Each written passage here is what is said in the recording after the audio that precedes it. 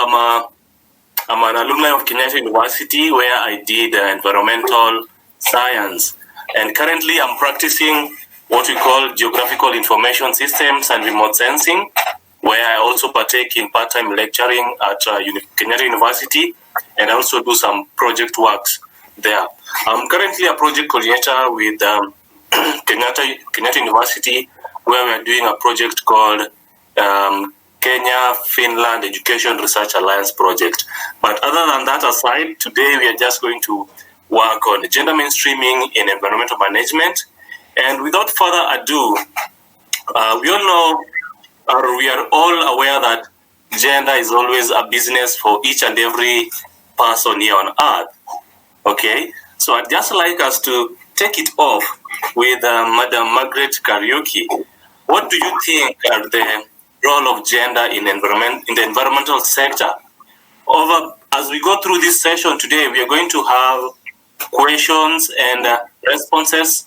Our participants, feel free to key in your comments in the chat as we carry through. But Madam Kariuki, please carry on. Thank you, Victor. I want to just try to bring it on like what is environment and what do we understand by gender? So when we start looking at our environment, it's so broad, and gender, who is affected? Who is really affected when you talk about gender? Because when we are talking about gender, it's female or male.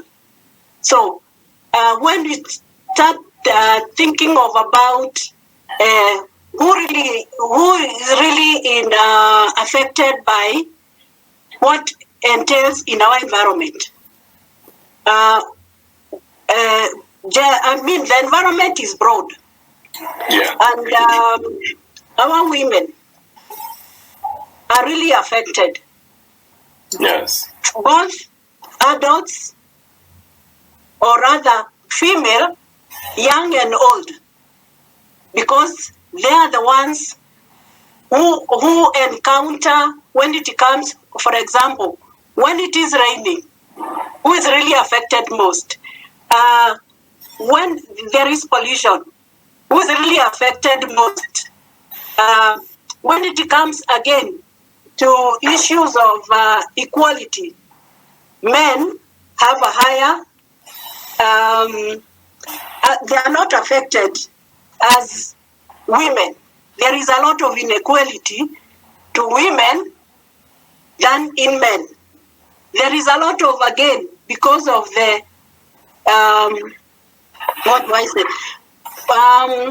these men, because of the ego in the man, who is more exposed, it is the woman.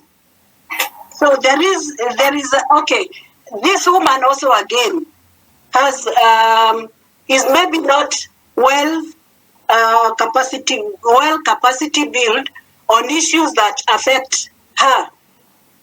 We have issues of pollution, air pollution, or all sorts of pollution. When flooding comes, you find that it is the woman and the child on the back. The man may even walk off freely, but these are the environmental issues that are coming and affecting this woman. So I think there is need to really talk or to really bring equality on issues that affect women. When it comes to deforestation, who is really affected? Who is going for the firewood? As much as it is degrading the environment, it is this woman. So if we were to arrest, whom are we going to arrest? It is this woman. Again, the issues of, our environment, where we are living in, the woman is always there, being affected. by the issues around us. So I think it is important to really try to bring everybody on board to take care of our environment, both men and women. So I think it is very, very important for us to have, to look at our people at a perspective of our environment, the issues that are around us that affect us, because when whatever is happening to us, all of us, we don't have, we really don't even have enough data to be able to check what is happening, where, and to who at most. So I think it is important to really empower women, because they really play a very critical role on issues around environment. Thank you very much. Thank you very much, Madam Margaret. That was really, really quite an insightful in-look onto how these gender roles and environment play about. But you dive deep into now exposing the issues that are affecting the inequalities, especially the women and children. It's quite true that, yes, women are always marginalized or placed as, say, second-class citizens when it comes to managerial positions, especially this top position. It's only about 4 decades ago where we had women taking part or coming strong into taking role into this position, or rather being allowed by the so-called men. But then you say all these adversities of climate change, or rather environmental issues, affect women, and it's true, yes, women and children suffer the largest extremes of these environmental issues. And thank you for bringing on board some of those aspects that we need women to also, or rather our feminine gender to look into. You've talked of forest management and some of these resources. I'd like to maybe just acknowledge the presence of Jesus Ikei and Becky Ngoya as we proceed through this discussion. Maybe we have them introduce themselves before we carry on. And as well, we will also have Susan Nyabena. So, Jesus Ikei, if you can hear us, please introduce yourself and just tell us about yourself. Hello. My name is Jesus Ikei. I'm from Dakar, Senegal. Thank you for joining us. So I've been following the activity of Gender Inc. I saw this amazing discussion we have today about environmental issue and gender. And I just told myself, okay, I will take a little bit of my time to hear what experts have to say about it. Thank you. Thank you very much, Jesus, for joining us. Your name sounds controversial. Maybe that's yeah, you get what I mean. Okay, thank you for joining us. Let's have Becky Ngoya.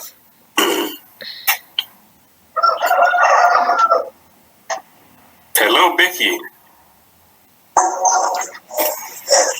Hello. Hello. Good afternoon. Good afternoon. Okay, so I'm listening from Kigali, and I'm a former alumni of Kenyatta University, and I was studying environmental planning and management. So I'm here to see how it will be and maybe contribute a few points here and there. Yeah, thank you. So thank you very much, Becky, for joining us. You'll help us through with the environmental issues. Yeah. Okay. Yeah. I see we also have one more participant called Anne Murugi. Please, Anne Murugi, if you can hear us, please go ahead and introduce yourself. Angie.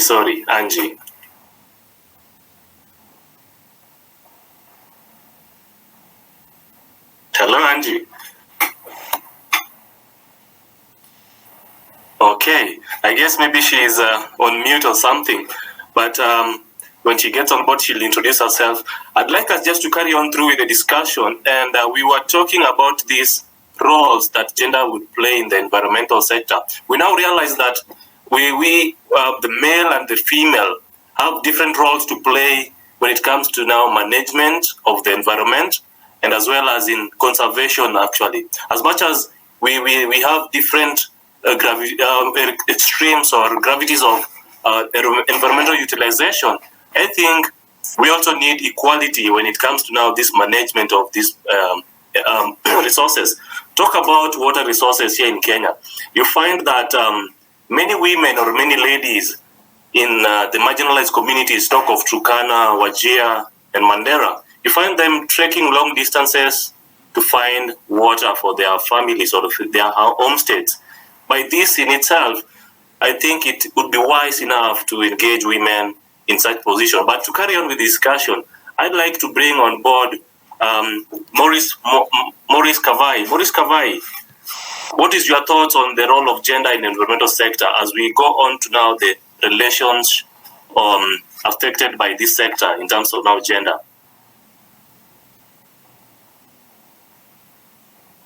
Hello, Maurice. Hello. Maybe I can proceed to Christine Mwende. Christine Mwende, what do you think about, what's your thoughts about the roles of gender in the environmental sector, even as we proceed to now the relations of gender and how they affect the environment? Okay, Victor. I think environmental management and gender issues, they are cross-cutting. Like you'll find gender is cross-cutting in all aspects. When there is environmental conservation, when there is environmental degradation, and so gender is very, very important when we are looking at natural resource management and also the environmental issues, including environmental injustices. The reason as to why I'm saying that it's because when you find there is environmental injustice, it means there's no access to information, there's no access to justice, and also the public participation was not done well for that and natural resource, for example. So yes, gender consideration, it's a main thing when it comes to environment. And we really need to look at it, especially when we are talking about environmental issues. I think when you look at I'll talk about the issues of law. When you look at the Constitution, for example, you'll find that, yes, it's covering the gender issues. I'm sorry, let me talk to my son. Leno, nakuja. I'm sorry for that. Okay. Carry on. Yeah, so I'm saying that when you look at the Constitution, for example, one of the guiding principles is that we should have inclusion. So when you have inclusion, it means that we are going to consider the gender, and there'll be no gender discrimination. Same to when you look at the preamble in the Constitution, it recognizes our environment, says that we should respect the Constitution respects the environment, the heritage, and also it's going to promote sustainable management of the environment for the future generation. Also, it recognizes the human rights and the equality. So if it's recognizing the human rights and equality, it means that when we are for sustainable environmental management and for us to avoid the environmental injustices, we are supposed to consider gender equality. So yes, whatever we talk about environment, gender, everyone has the role to play, and there's no way we can avoid gender equality in environmental management. Yeah, thank you. Thank you very much. And what do we think about these gender relations and how they affect the environmental sector? You've talked of having a gender balance or having a participatory approach where we incorporate views from both angles, where we have the male and the female, or rather women and men chipping in equally into development of these policies. But you do have a clue that the environmental policies, they require us to have, or rather it subdues women and women under one group, okay? That's an assumption that the policies make in terms of these positions. But then when it comes to the reality, the ground now, you realize there's an imbalance. There's an imbalance in the implementation of these policies, okay? But then that was just to provoke some thoughts into this issue of gender and how we relate with the environmental sector. Over to you, Maurice Mwai. Are you there? Yeah, I'm here. Yeah, so maybe just to get your view on the gender relation and how it affects the environmental sector. What do you think about this? Yeah, thank you very much. I think the way the relationship between gender and the environment, first of all, if there is no that good relationship, it affects the way our women are able to access resources. And these resources, we talk about either the natural resources and also the human capital. And if our women are not given the opportunity to access these resources, then it leads to environmental degradation in a way. And again, if we do not put good relationship with the way, with the interaction of the women and the environment, then it also affects the way they also make decisions. Decisions pertaining environmental management. And for example, if we don't empower our women to be able to make sustainable decisions, for instance, if women at the society are not empowered either through knowledge to access the right energy to be used either for cooking, then they will end up making decisions which are going to lead in environmental degradation. And again, if our policies do not inculcate or they do not empower our women, the policy makers will have policies which at the end of the day are going to favor the opposite of environmental management, then leading to a very complicated situation whereby the environment is going to be affected. So in a way, if you want to achieve environmental management, we have to look at the way our policies, guidelines, and how we can be able to empower women to be able to make the right decisions. And then we also increase the access of resources for women so that now we create that equity, so that women can be able to access the right resources, which now will enable them make environmental sustainable plans for them and for the future. We also need to think about how we can be able to protect through policy and guidelines. And these policies are the ones which are supposed to bridge the gap between the inability of the women to access resources, the inability of our women to actually make the right decisions, and also the inability of the society to be in a position to accept the role played by women in environmental sustainable management. Sometimes women, when it comes to environmental management, they usually view issues of environmental sustainability with a focus on adding aesthetic value when they are making decisions.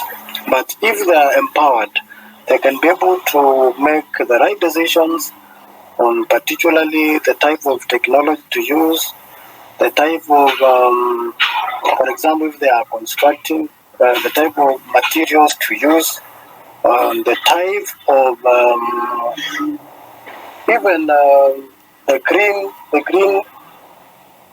technology which they can be able to use in order to achieve sustainable environmental management. So it is very important for us to create a balance when we are linking or when we are trying to link when you try to empower women, that at the end of the day, we achieve sustainable development. Thank you. Thank you very much, Mr. Morris. If I get you right, it's like you're saying women have been so much neglected in some of these environmental participation or decision-making approaches, especially in policy development. If that is to concur with you, then we would assume that then if we bring more women on board in such managerial positions and also to come up with some of the solutions, then we better have a sustainable environment. That is what I get from you. But it's true, very, very true. We've had so many women coming out strongly, and a good thing is that these women show empathy. That is what I've learned from them. A good example is to start with the former or the late Professor Wangari Maathai. She was a very, very good advocate, a very staunch environmentalist. We see this cascaded down to the latest generations, the likes of Greta, who is now in Sweden and championing for actions towards climate change. Our discussion today was to delve deep and have this broader spectrum. Of course, thank you, Mr. Morris, for bringing this divergent view of how men and women can now come together using their divergent roles to help in now propagating for sustainable development. I just want us to go through and dive straight to the third question, which will now probe much into now these concerns, especially here in Kenya and Africa as a region now currently. Maybe we can now look this up from the year maybe 2000 onwards. What are some of these current or rather issues, environmental issues of concern in Africa that you'd presume to need the gender mainstreaming? Over to you, Madam Kariuki.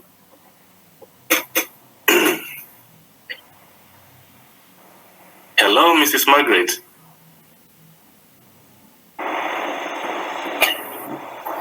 Yeah, perhaps I can talk Okay. when she comes. Please go ahead. Taken after. Okay. Some of these environmental concerns which are of interest, we will talk about pollution, Okay. environmental pollution. Yes. We have issues of climate change. We have issues of total environmental degradations, which are of concern. And we are talking about population, increase in population, which we can talk about today.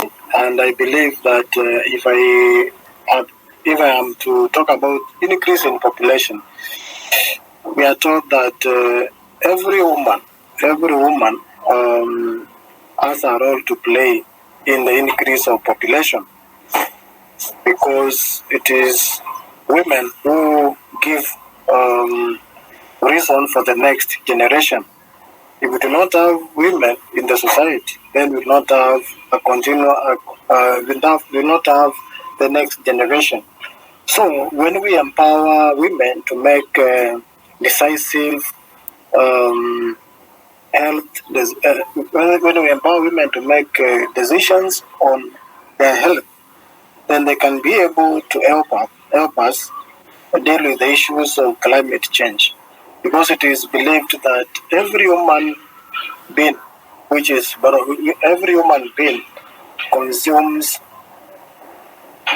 close to 1,000 tons of carbon footprint. When we talk about carbon footprint, we mean the energy they use for them to be able to grow, the energy they use to cook, the energy they use to do their own activities.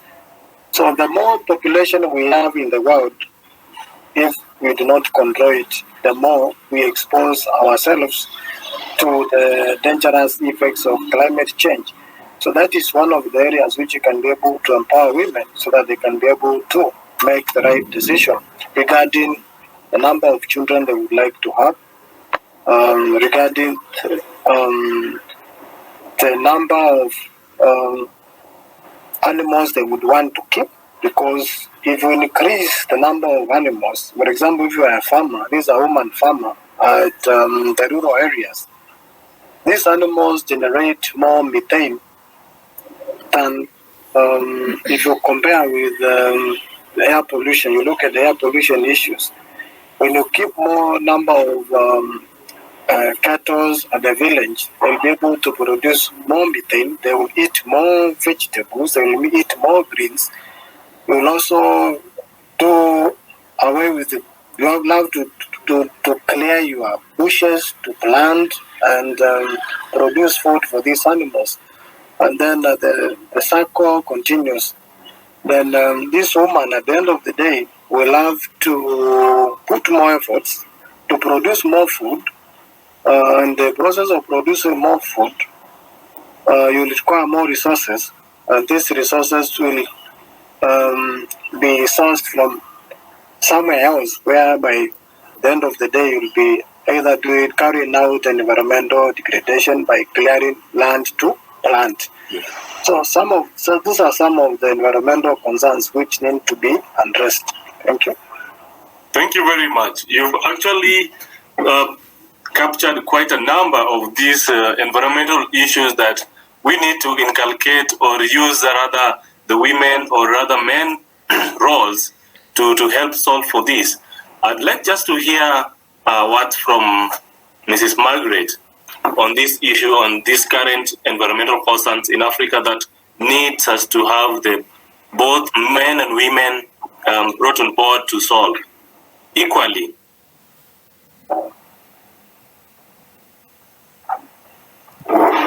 I want to just echo what Maurice has said about involving women, because when you look at the environmental pollution, when you talk of air pollution, most of the African countries are using biofuels for cooking. So there is a lot of indoor pollution inside their houses, or rather inside the house. That is where maybe mostly the kitchen is outside.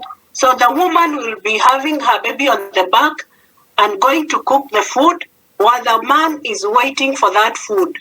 So we will find that women are so much affected by the indoor pollution from the biofuels that they are using. So if they are involved in decision making in the kind of fuels that they are supposed to use, will make their life longer.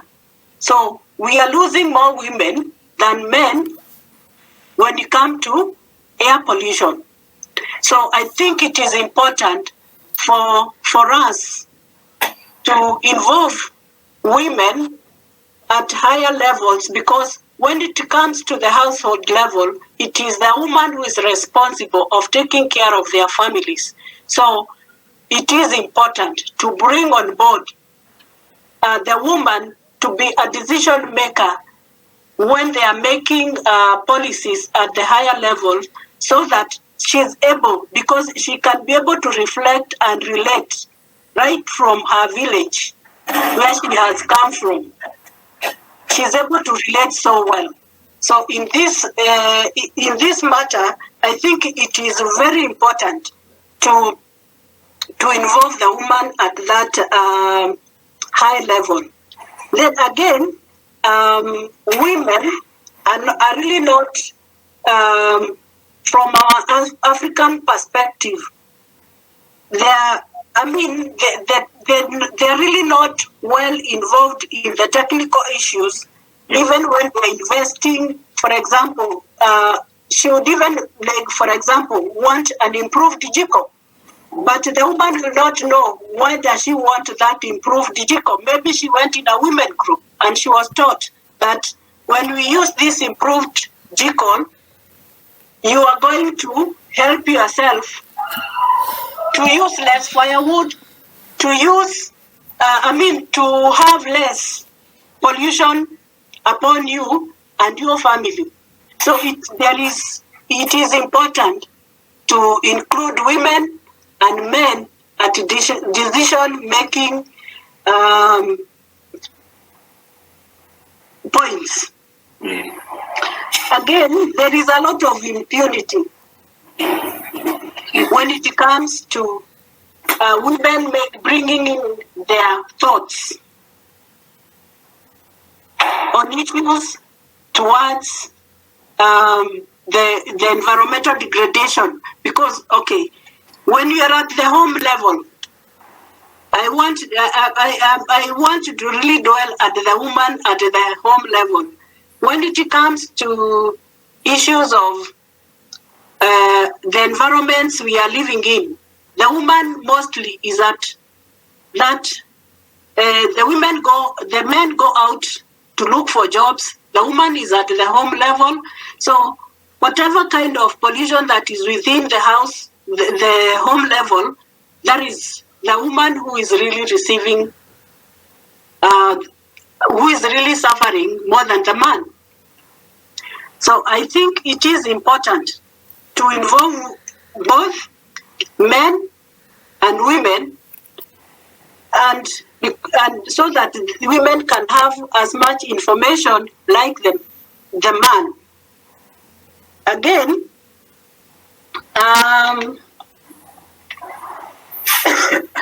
mostly women, they are the ones who really nurture the natural resources. Like, I'm sorry, I have missed my point. It's okay, it's okay. They really manage the natural resources, much more at the homestead, and they're really not appreciated again. So it is really important to appreciate the woman. I really want I will still keep saying the woman and the man, because I really want to go down at that community level. So I think it is important to have men and women relate at the environment upon the impacts that they get into their lives.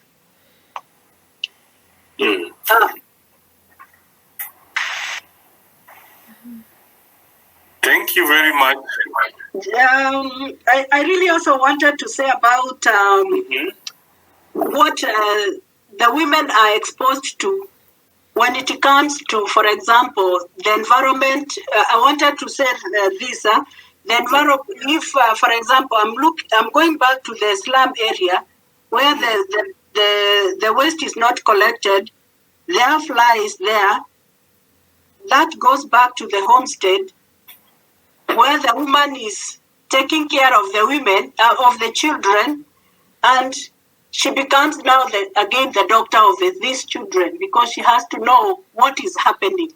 So there is a lot that we really need to have men and women at an equal level of decision making.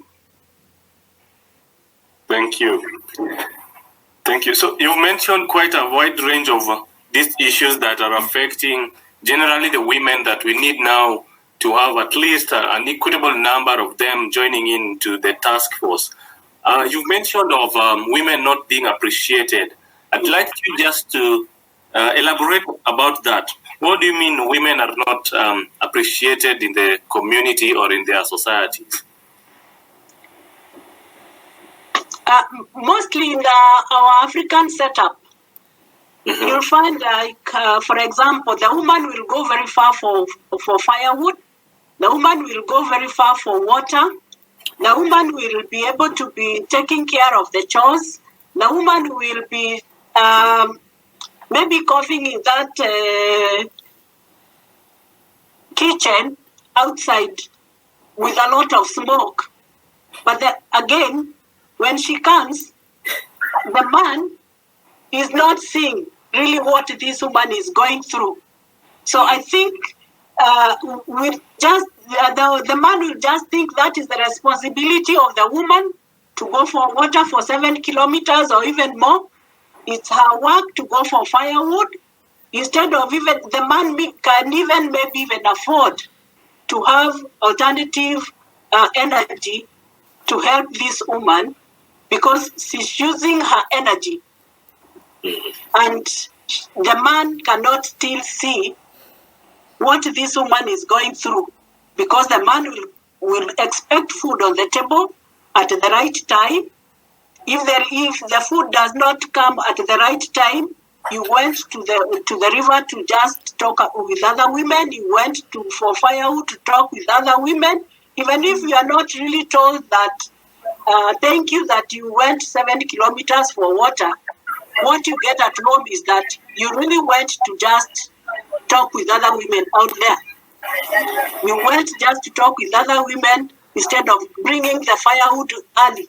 You maybe have to wake up very early, go even without breakfast to get water for somebody who is sitting in the house waiting for you to come and maybe cook breakfast.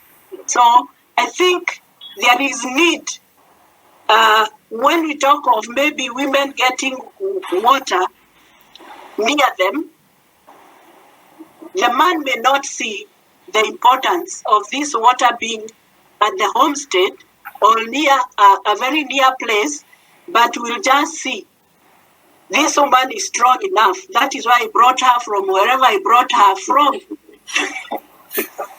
We have got to be going. My mother used to go 10 kilometers. My grandmother used to go maybe 20 kilometers for one jerrycan of water. So I think it is important to appreciate a woman so that as much as that rural setup is there, out there, the man can be able to appreciate that this woman is really working hard to ensure that the family is actually having what it takes for a family to move on.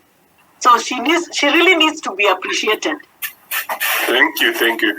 I'd like just to have Susan ask her question, then Christine chip in on the appreciation bit. Over to you, Susan. Thank you so much, Victor. I'm really loving the conversation because I'm getting to learn a lot, and maybe I would try to raise a few concerns of my own so that the panelists can be able to address them. I've realized that our conversation is basically focused on towards maybe around the home or maybe towards the caregiving and everything. And I would really want to know, like the way Maurice was giving his example, and you were saying women are using, I don't know, something carbon what per something. I don't remember, I'm not an environment person. Footprint. Thank you. It sounded so complicated. And I would want to know, he was talking about they, and and I was like, what role do men play? Because I can see the topic of discussion is gender mainstreaming, no? It's not like women, it's not like women mainstreaming. So I would want to know what role do men play, especially considering that even what Margaret has said, that it is women are rarely represented when it comes to decision making. So it means we have more men in the representation, like during decision making, than women, and when Margaret was talking about how women are out here and appreciation and everything, I would also like to add something. The way we are discussed like 2 weeks ago about sexual reproductive health rights, I would want to add more on it, because women need to be taught, for example, disposal of sanitary towels, disposal of children diapers and everything.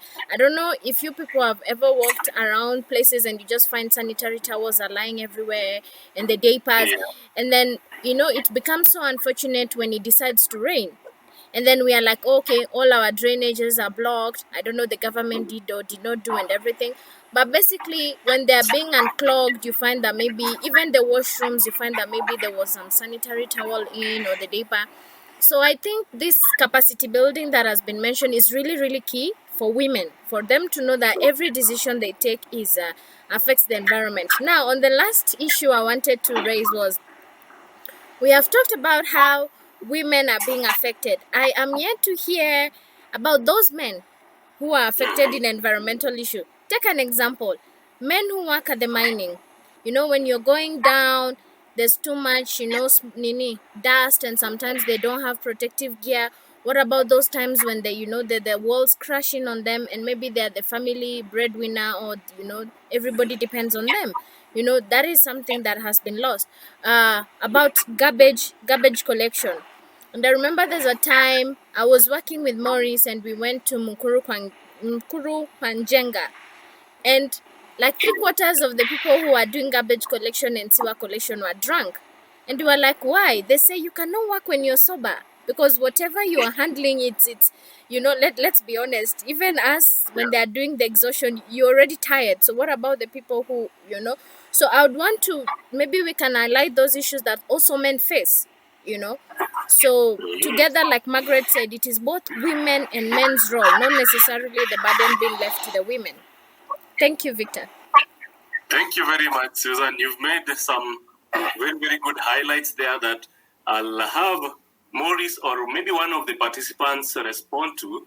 But just to carry on through, I'd like to have Christine chip in on the issue of appreciation before we have Maurice take us through the issues you've raised. Okay, thank you. I think the issue of appreciations comes in different ways. I'll give some examples. For example, let's say we have public participation. I would like to ask how many women will get the information that they're supposed to go for public participation, maybe for a management of a forest in a certain community, bearing in mind that I'm not saying that men are not important in management of the forest, for example, but if you look at a forest, you find that the gender, the men and women, they have different roles to play in that forest. So let's say it's a family. When the man says, no, I'm going to represent the family in the public participation. And then you find that woman goes to the forest to get firewood, to get maybe honey, maybe to get different benefits from the forest. Is the opinion of that woman taken into account when the man goes alone? Or maybe, I don't know, do they send the men to represent them? Because you see, these women, when they're in the forest, of course, they have different perspectives with them, with men. So that's why I was saying, during public participation, the part of appreciation, the women should be represented, both men and women, because I believe that the views for the men and women will be different. I'll give another example of in the case of getting the environmental goods and services. Let's say, for example, if a woman wants to go to Uhuru Park, for example. Last week, I had a conversation with some of the people there in the Uhuru Park, and then they were telling me, there are some places here, some women cannot pass through this place because in most cases, there's rape cases. That woman cannot enjoy the green space simply because I'm a woman. I cannot go and sit somewhere because there is the risk of getting raped. Same to informal settlements.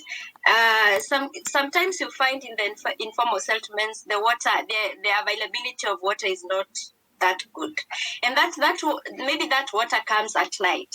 That woman has to walk from this place to another place at night. So there's also risk of risk of rape. That woman can be raped when they are still trying to access the environmental goods and services.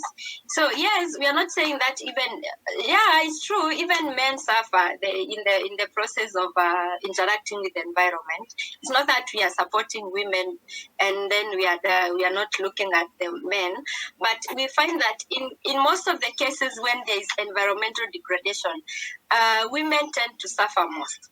Let's say, for another example, when there is pollution of water, for example, this woman was getting this water from a river. And I'll talk also about information. I hope I'll not forget. Now, this woman is taking that water, which is already polluted. She takes the water, they take the family, they get sick. They are waterborne diseases. This woman goes to the hospitals, they are the one who are going to take care of the children. Another thing is the access to information and the empowerment. Maybe this woman is taking this water, it's colored water. They have got no idea whether it contains toxicants. They don't know. It's simply because they have not been empowered. They don't have the information. And that's why I said in the beginning that the women will not be appreciated when there is no environmental justice. And I said that then for environmental justice to happen, there must be information, and the gender, they should have the access to the information. It's not just the information in papers. Yes, when you look in the constitution, it's very well done. Like everything is done. Even although some acts maybe they may be lacking the gender thing, but when the constitution supersedes all. So when the constitution is well done, it has inclusion, what the governance principles, it considers the gender, but it is not well implemented. That woman does not know the right. That woman has seen someone discharging industrial waste, but they don't know where to report. That's what I mean by information. The access to information, they don't know this is wrong. They don't know when this is wrong, where am I supposed to report to? They don't know I'm supposed to report this one to the authorities for action to be taken. So that's why I was saying the appreciation comes in different ways. We should learn to appreciate both gender in different ways. When it comes to information, when it comes to public participation in all dimensions. Thank you. Thank you very much, Victor. Christine, for that insightful information. Yes, Susan. Sorry, I just wanted to add something. I'm also realizing that we are talking about women going to maybe the forest to take fire, to watch water in the river. I want to understand this. Reflects to me like more of a rural women. What about the modern day women? Those of you who are living in let me say town or in a city. I presume you don't go to the river, but I'm sure there are environmental issues that we all face. Maybe we can also talk about that, because I am yet to learn about that, because most, even when you check on the reports or you read most documents and books that have been written, even till today, we still quote like 80% of women in the rural, they are going to the farm, they wake up early. But I feel like to some point, modern women or other women living in town are left out. So I want to get more information on this from our experts for today, of today. Okay, thank you very much, Susan. Over to before we come to that question, I just wanted us to have a view from any of the participants, or if not any, Maurice, you can have an insight or just give a view of what Susan was asking about. If the men also get this injustices when it comes to now gender and environmental management.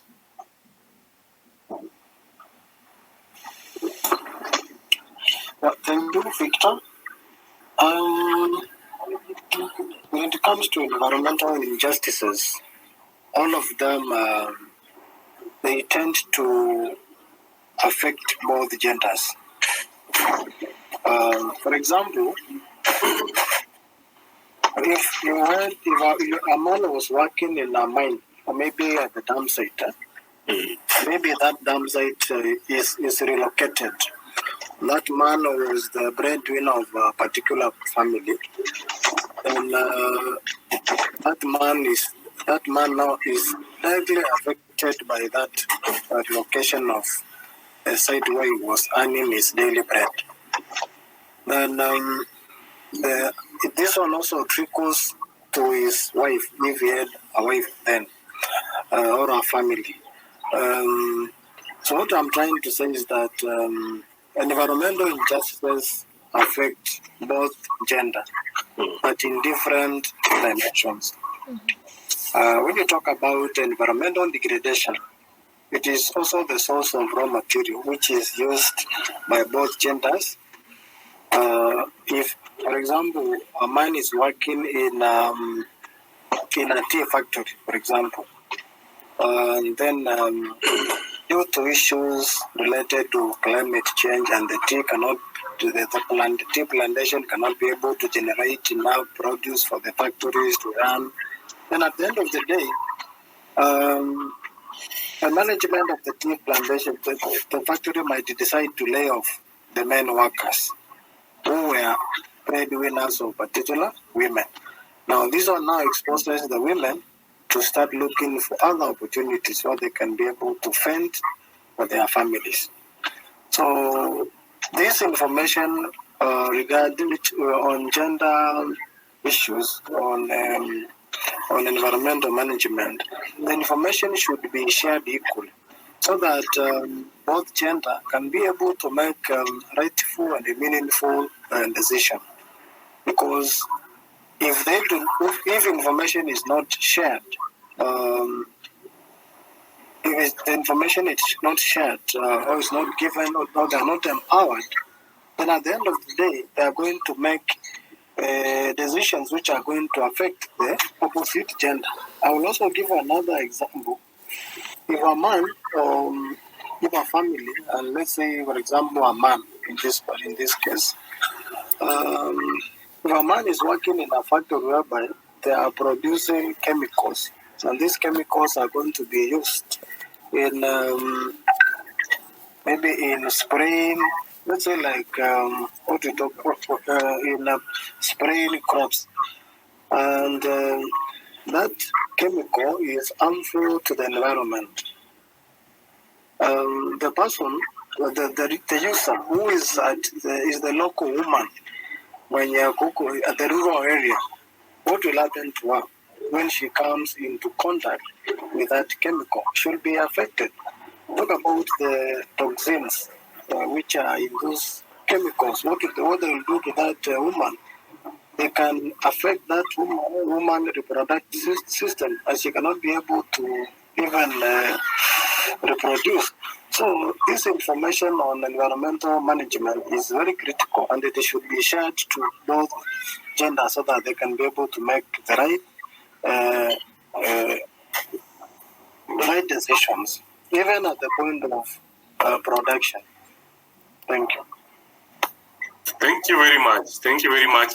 You're just enlightening us on now the divergent roles, or rather how these environmental concerns affect men and women differently. We get a picture where women are affected way much extremely by this environmental degradation as opposed to men, where you find that women are left with the burden to support the entire family during such calamities. A case here just recently in Kenya, we had this dam that broke. If you've heard of this dam that broke, I think sometime last year, somewhere in Nakuru, we had the women bearing the larger burden of the families. We had also the women taking care of these families. I guess also we can be given where women tend to go, or rather in the rural background, we have women going to fetch for firewood, while men go for lumbering. Lumbering is cutting down of those tall trees, while women only go for firewood. So this approach now gives you the perspective of how we can now engage women and men into now these managerial positions. A given case is also where women mostly are left behind in the homesteads to take care of the kids, as the men migrate to the urban centers. Now here is a case where urbanization comes in, and population of rural migration population affecting the environment. We have the men migrating to cities, or rather large towns, which will eventually grow into big cities when the population expands. But then the women are left behind to take care of the homesteads. But you do know well that back there are not so much pollution. You get that in the cities, or rather the big towns, there's a huge demand for basic commodities, especially food, and this come back translates to now large farmlands back in the rural areas, or rather where you get that trees are being cleared to serve as food reserves, or rather areas where food will be grown to serve for this growing population in the urban area. So this urbanization also play about into now how gender, or rather how women and men affect the environment. This brings about how we can now engage women and men into how they can also chip in the ideas on how they like the environment to be managed, and still carry on with the current concerns. We have a major issue now that is affecting the entire world, which is called COVID-19. COVID-19 is not just basically a health issue, but it's also an environmental issue right now. Okay, so you get that this onset we had planes shutting down, and these planes, by them shutting down, we had reduction in the pollution.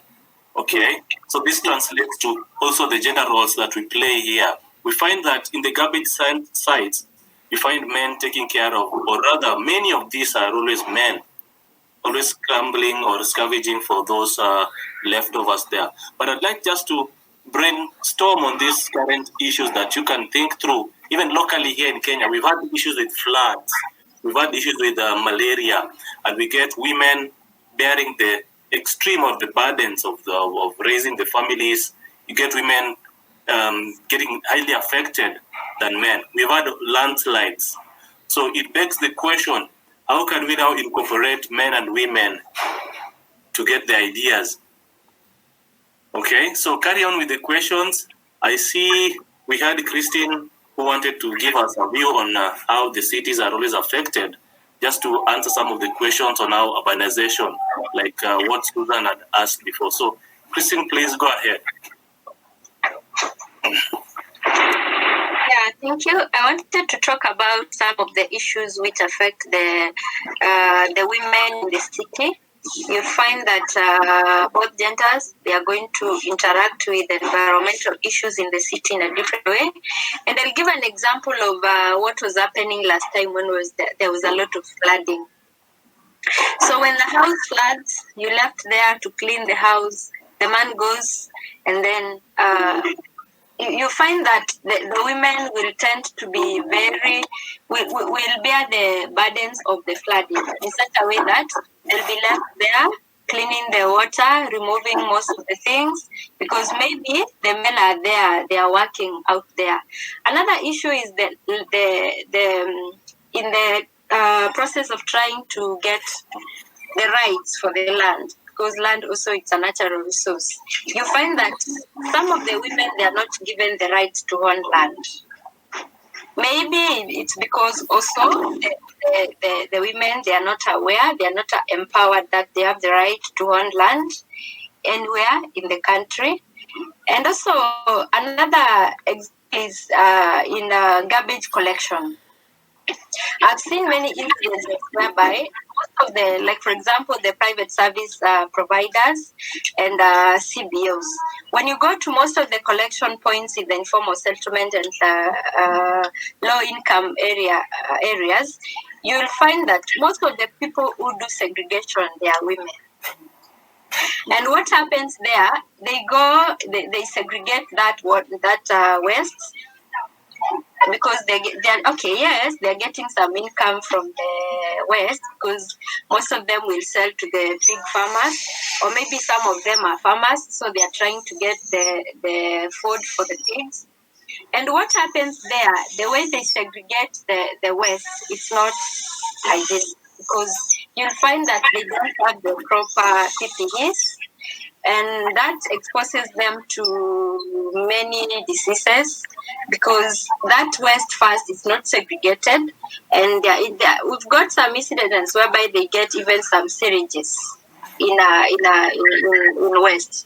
So those are issues which are in the city. Yes, it's not maybe for the rich ladies, but I think also for the ladies who are educated, for example, I think there's also issues of the land. The land ownership, it's a big challenge in the modern ladies.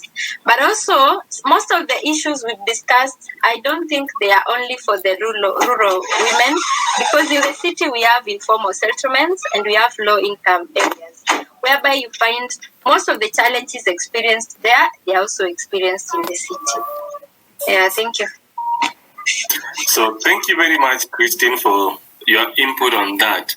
I'd like to just have Maurice to say something on waste management and gender, just to add something. Yeah, thank you. I just wanted us to give about the point of generation of food waste. And this one particularly concerns our women and how they can be able to help us in sorting out the issue of organic waste management. This is an issue. Organic waste composition, for example, is the highest in terms of waste composition when you do the analysis of waste, for example. And we realize that waste management, the cities are concerned and all over the world. So if we can be able to empower our gender and we show allow to be able to segregate the food waste and properly use it on other areas which it can be of great use. Like what happens in the rural setups, you find that if people, when you segregate food waste, you're able to give it to the maybe the farm animals. But what is happening in the city, for example, is quite different. Once food waste is when a person is done with the preparing food and all that, the food waste is mixed with other waste. So this is an opportunity for us, which we can be able to address and empower the gender. Because in one way or the other, the men are providing, maybe they're buying the food, and they're providing it for their family. But the point of view is, you will find our women, the one who are cooking. I'm not trying to say that men don't cook, but I just want to indicate that it can be a point of concern whereby we can empower the gender to be able to segregate the food waste for us. And then once it is segregated, at the end of the day, that will be an opportunity either for the man and the woman, and that waste will have solved a crisis of having all that accumulated food waste going to the final disposal. I thought that was an opportunity for us, maybe to think about it in the future, or even now. And Susan can also advise us how we can be able to increase knowledge sharing on the issue of food waste management, especially with the gender. Thank you. Okay, thank you very much. We've added lots of weights on at household levels and community levels. Would we have to also picture this at a broader scale? Maybe say talk of nationwide. We have such campaigns. So many campaigns have been done against environmental degradation. We've had issues with forest management here in Kenya. I'd like us to just, as an area of concern, I'd like to implore more and get your views. What do you think about forest management? Is it something that we need to capture the needs of men and women and bring them both on board and try to address this? Because we realize that there's a different rate of degradation, and this is much more perpetuated by, let me just say, I'm gender biased here, but by the male or men who are more into degrading the forest. So I'd like to hear your weight on this. What do you think about forest management or forest degradation as an area of concern when it comes to now gender? Because we don't need to bring the views of men and women actually their needs into now perspective.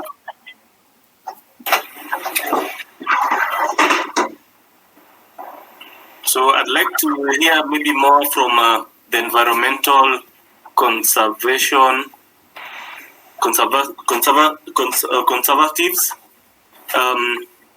We have Christine Mwende. Would you like to weigh in something on forest and how we can engage men and women? Because we realize we have different needs. We have some who go to the forest for praying. We have some who go to the forest to seek for land for farming. We have those who go for doing different practices. We have those that use the forest for ecotourism. So we'd like to know, to which level do we subject the management of a forest? Should we give it to men or women? I think there's no way we are going to discriminate women in forest management. Neither are we going to discriminate men in forest management. And I'll give an example of one of the main forests in Kenya, which is Arabuke Sokoke Forest, which is one of the indigenous forests in the country, and it's one of the forests which has most of the tourists who go there when they visit is it Malindi? Yeah, Malindi in Coast. When you go to that forest, and also I'll cite the Forest Management and Conservation Act 2016. Maybe you can go and check it. It recognizes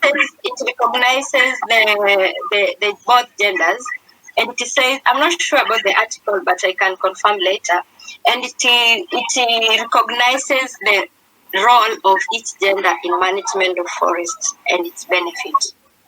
So when I give an example of Arabuke Sokoke, you will find that the women there, they are involved in is a project called Kipepeo Project.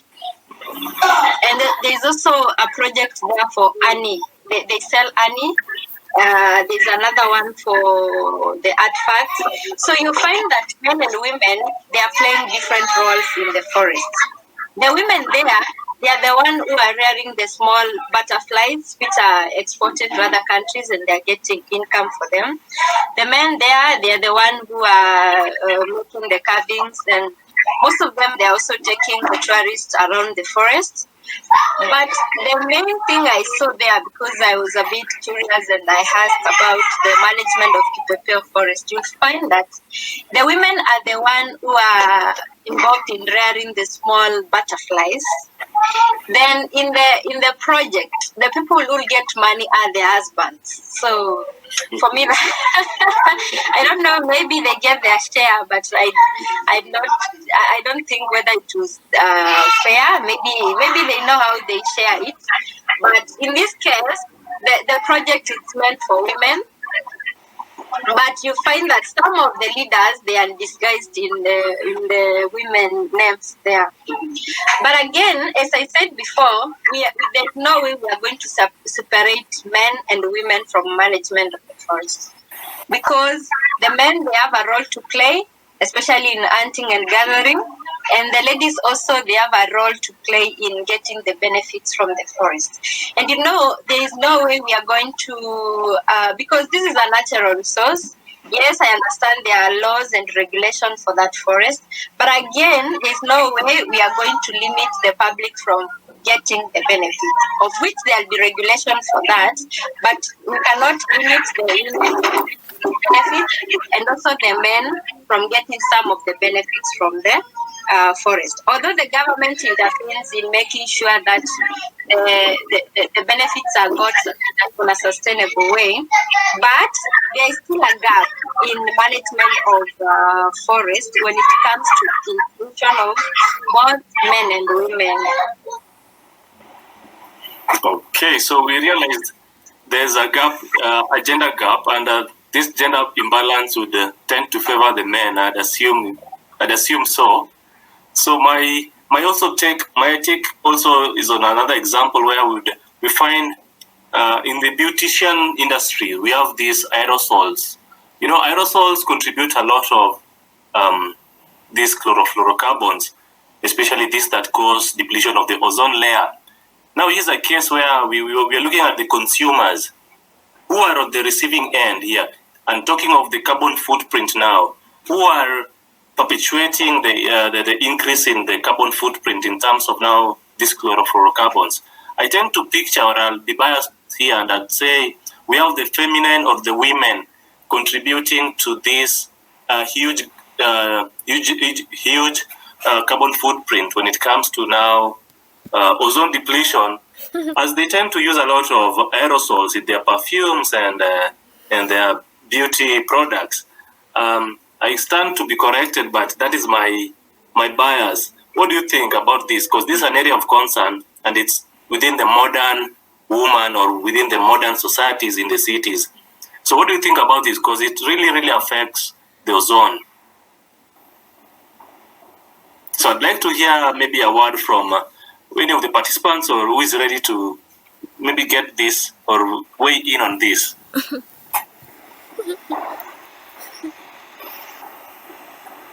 I can see Susan is preparing to say something. Okay, Susan, maybe you have something in mind. Yeah?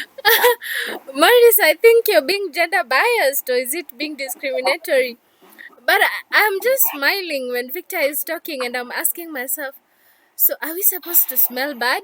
Like, are we supposed, or are we supposed to go traditional the way our forefathers used to apply, like women are being told to apply the fat of the cow or their skin on their skin so that they can have a smooth skin. That is why I'm laughing. But truly, I concur with you on this issue. And I would say I'm a guilty one on this one because I tend to, have different particular sprays for different something, I don't know, this one is for this. And it reaches some point you're almost putting like there is spray for Monday, Tuesday, until spray for Saturday. It's like you don't want to, usikuwa umerudia spray. And then we also have, we I don't know, I think, but this one, considering that women are left more of reproductive and care work. Modern women, I would use maybe women living in town, we tend to feel like we need to have air fresheners at home. We have air freshener in the living room, in the washroom, everywhere. Literally, we can place them everywhere. And I agree. And this is something maybe I am green about it. I've never looked at it in that way. Like I've never looked at it that maybe some of the things that I use affect the environment. But coming to think of it, I think it's true. So I think it's a learning session for me. So maybe I will throw out the others that I have. Maybe Christine or Mrs. Margaret, would you like to add in something there? I really want to say that the modern man is using the same perfumes the women are using. They are using the air fresheners in the washrooms. So I think here we think now to say that both women and men, but not just the female gender. Well, I'd like to add in just something. You realize the proportion or the percentage of these aerosol products or ointment products that have high toxic heavy metals, or rather these aerosols, are majorly towards the women products. You go to the air fresheners, not the air fresheners, but the oil you use. Okay? Those ointments you use, especially on, because you have a lot of varieties. You have different soaps for doing this and that, shampoo for this and that. Women have maybe 3 perfumes, at most, 3 perfumes at most. But women tend to have a variety of all these. So if we're the contributing factor here, then we need to picture now, how can we now better manage this thing? Because you realize that whether or not men are using less and women are using more, it is affecting the environment. So the picture is, how do we now come and also make sure that the women's need in terms of using these products is not depreciated, but also we take care of it in such a way that it will not harm the environment. Then we need to come up with policies and laws that will not infringe the women, but will not also hurt the men, but will all achieve a good sustainability in the sense that you will smell good, you look good, you'll be highly confident, but at the same time will not compromise on the environment. So such are the discussions I'd like to get from us, but that is all in terms of now environmental management. I'd like us to just go to these opportunities and challenges of gender mainstreaming in environmental industry. What do you think are some of these challenges that are hindering the inclusion of rather men and women in some of these policies or decision-making platforms? I get that majorly these participatory plannings always have more men than women in them, and especially these top managerial positions, they don't include the views of women when coming up with some rules, or rather coming up with some standards. So what do you think are some of these opportunities and challenges in gender mainstreaming? So maybe I'll ask Mr. Morris. Yeah, I want to talk about some of the challenges, and one of the challenges is interest. Interest in the sense that the policy which you want to maybe to pass, where is the benefits going to? Are they going to influence the growth of men? Are they going to influence the growth of women? And then if in a case whereby a policy is designed to influence the growth of different gender. And now, access to that information becomes very difficult for the opposite gender.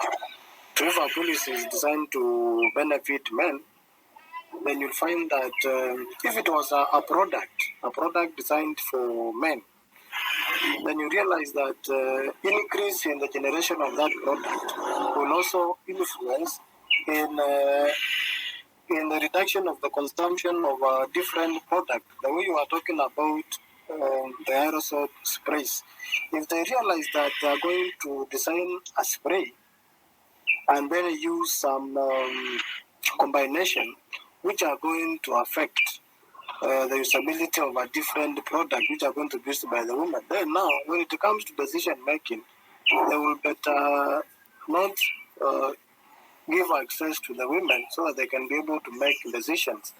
So when it comes to policy formulation, there will be a lot of bias because the interest is to support one gender, not the other one. So that is one of the challenge which we have. Then the other challenge is the issue of corruption. It is said that there are some positions like these senior environmental positions.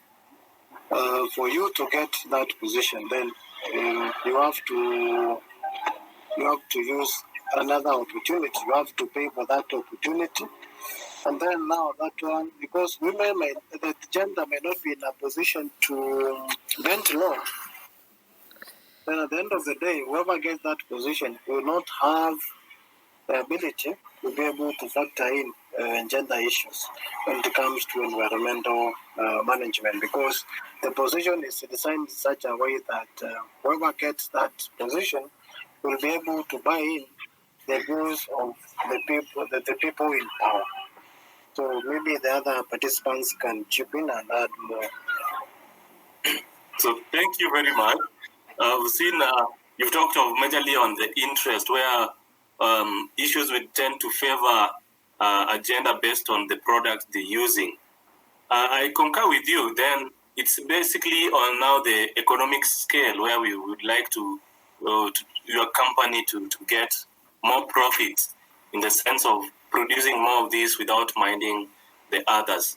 But I've seen Jesus has something. But okay, go ahead, Jesus. Thank you very much. Heard what everybody said, very interesting discussion.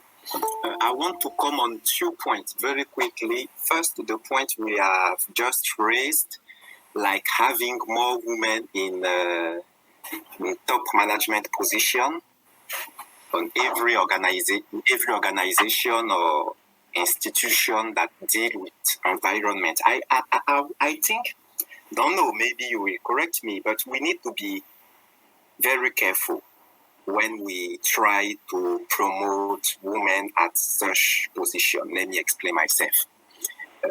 If you just take a woman to put her in such position just to feel like many organizations and institutions are doing right now, just to fill statistics, it's not going to work. Because what you will have there, you will have women who are there like men to fight for their own personal interest or for their own career. Mm-hmm.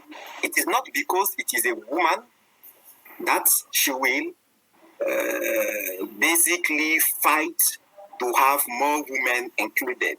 And that's one I'm speaking out of experience. I deal with many organizations, and don't take women as a person who fights naturally for other women. It is not specifically state that actually she come to promote inclusion of other women, like gender specific person, like a person who have this gender lens. You are rather going to have a woman who is there for her own personal interest and who will fight as other men do to promote things that will make her look good towards the administration and get higher position. So I think we have maybe to make that clear statement that actually having more women who have this gender lens is something we need to promote more than just having women. Because this women with gender lens, actually it is one stone for two birds. First, it is another woman who is included in the organization, but she will fight also to correct all those bad behavior, past bad policy, and make sure other women are included in how the organization is dealing with environment or with any other subject, but women are not left on the side. This is the first point I wanted to raise. The second point is related actually more globally on the issue of environment.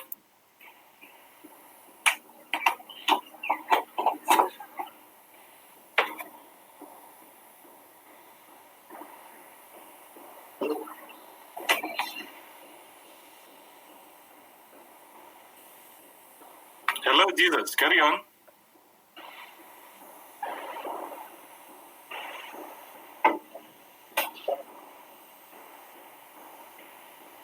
Hello. So maybe you can just think through or just discuss what Jesus has said about not just having women in such positions would make a change, but we should get specific women who have this gender lens, who will now incorporate or rather bring on board other fellow women. But my take is this: we have these policies that have been put in place, and they stipulate well the number of positions that should be held by both men and women. So I don't think the issue of women not bringing other women with them is an issue, but rather it's more of bringing those who have skills and who can articulate managerial positions well better off.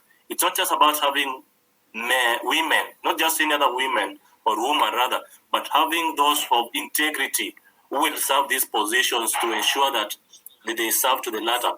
I feel that some areas, or rather some areas of the ecosystem pertaining to, say, land, urban ecosystems, or forest, or water bodies, should be strategically put in place where we get the views, actually the views of men, and actually also the views of women, where we pick their interest and incorporate all this in the management of a resource. Talk about water resource in the marginalized areas. We get that many men trek long distances with the herds of cattle just to find water and pasture for their cattle. Okay. On the other hand, women are left behind to take care of their households. So these are just management positions placed based on the gender roles. So my question also goes to now, as we go through these challenges and opportunities, we should identify some of these gender roles that we feel would be suited best for men, and also some of these areas that would be suited best for men, because we realize these areas, or rather the extremities of environment, affect men and women differently. But over to you, Jesus. You are still explaining something. Sorry, my connection cut. Okay, so actually, I don't know where I stopped. Your second point. My second point, yeah. So what I was saying is actually we faced a big deal, a big problem in Africa is women are not allowed everywhere to own land. But let me go straight to that particular point I wanted to raise. When we talk about environmental issue, we know that actually at the day of 2020, we have many policies that are put in place and that are there to ensure we secure the future of our children, of our unborn children, by preserving these common resources called nature, environment. Yeah. If you take this simple case of COVID-19, what is COVID-19? COVID-19 is just the product of bad implementation of this law put in place to enforce the protection of environment. It is not well implemented. It has led some people to be able to capture protected species, to eat them, and now we are in the trouble we are today. Because of what? Because people fail to respect nature. And indirectly, it is affecting more women. How? COVID-19 means people get fired. So the economic situation of the world, it was tight before this COVID-19. Now it is more difficult for many families. Breadwinner of families got sacked. Women cannot go outside to carry on their activities. All the fights we are doing right now to promote women, to promote the involvement of women at political level, we now have to literally put it aside to now fight GBV, gender-based violence. Why? Because men and women are at home, and due to the economic situation, most of the men get angry more easily. They don't know the law, and they tend to think that violence can solve everything. And they have been violent with women. So this is how we can see actually how this environment can make us regress from many years of big achievement we have done in gender, and how actually this environment can affect both men and women. And if we have also to look at the statistic of COVID-19, we will see that actually men are more affected than women. Not that men are more exposed than women. It is different. Women are more exposed than men to this COVID-19 situation. But at the end of the day, due to the fact that women can respect all the measure to fight COVID-19, and men most of the time failed to respect them, it is men who end the most at hospital and with coronavirus cases. So this is the second point I wanted to raise, to actually show up how us not respecting this environment and violating, I can say it like that, species borders. Like we go out there, we pick something we are not, we don't know anything about it, because we give it some attributes built in our mind. We start to eat it, and now we end in trouble. And at the end of the day, all of these things will fall on those women, because if the man is no longer there, what does it mean? It means many children, many families will now rest on the shoulder of this woman alone. So yeah. it is not a good situation. So that it was the 2 points I wanted to raise. The first one about the fact that we should not just involve women just to fill statistics. We should make sure that we involve women as much as we as much as we can, like 50-50, 50 men, 50 women on 100 basis. And when we involve them, we should make sure that actually they are there. But yeah, we can say they will sacrifice themselves, because men are no longer they are not thinking about fighting for them and fighting for other men. Yeah, because of patriarchy, because of many things that is not good and that was put in place. So women have to step up. When they get those positions, they have to make sure they promote other women when they are in those organizations, and they should not pick this bad behavior of men and be there to fight for themselves, because fighting for themselves will not help humanity to get rid of this bad issue we have related to gender. So sorry also for my English. I'm Francophone, so my English is not very perfect. I apologize if I've made some mistake. So thank you very much, Jesus. I think that was quite two strong points, especially touching on not just including any women in these positions. I think that has been really an issue here, even here in Kenya, because I feel that in the government there's so much duplication of tasks, in that we have this position for nominated women reps. I'd like to know, maybe before that, maybe Maurice and Christine, you can go ahead and talk about your areas, but think through about this. So, Maurice, please go ahead. Yeah, thank you. I just want to say that I just want to add on what Jesus had indicated that most men are affected by COVID-19.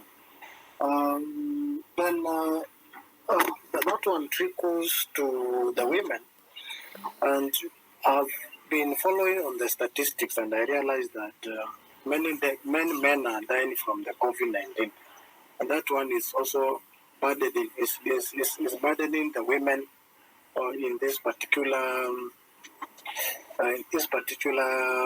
pandemic. You realize that the women, once the men are dead, they are left alone to take care of their families. So there is need for us to scale up our efforts in trying to sensitize. This is an opportunity we can be able to utilize. Sensitize both genders, sensitize the women to ensure that men are following the COVID-19 guidelines, because it is assumed that men are not adhering to the guidelines set out on COVID-19, because that is what the statistics are saying. So this is something which you can be able to increase our efforts in trying to sensitize the men, and then use the women to help them be able to have the same knowledge when it comes to COVID-19 guidelines. Thank you. So thank you very much. Christine Wende, please go ahead.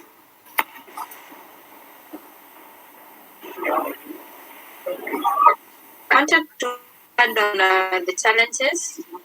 Okay. And I'll start with building on capacity building, especially on environment. Another party then cannot act.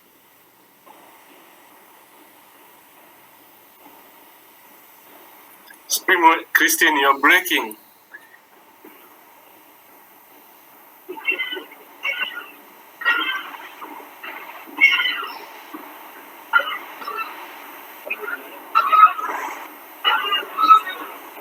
Hello. We might say that we don't have the policies, we don't have, like I was looking at the National Gender and Equality Commission Act for 2011, and when you look at the guiding principles, they are very clear that we're supposed to have non-discrimination and protect the marginalized groups.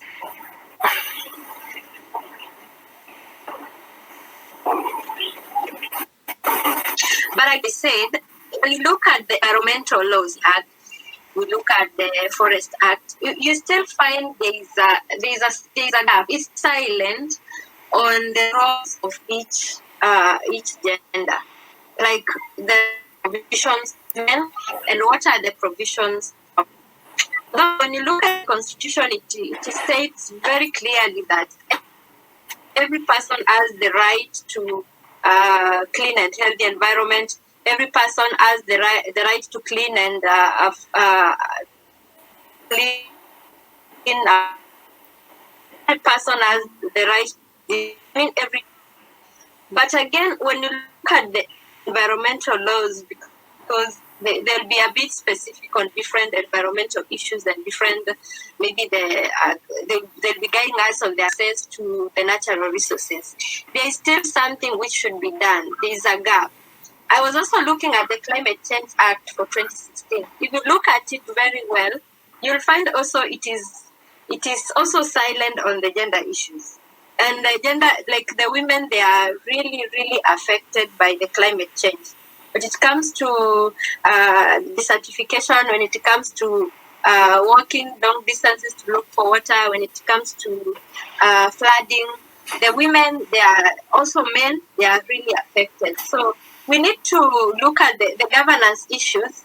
The government should look at it and ensure that gap is closed. We also need to look at the community policy. Right there at the grassroots, we know very well about the issues which are affecting us, the gender. The people there, they know how they're interacting with the environment. Even some of them, they know more of what happens, the changes in the environment, what is happening, what are the activities which might have triggered this degradation. But in most cases, like in the environmental issues, we go straight to the laws without first starting with the community policy. We get the policing first from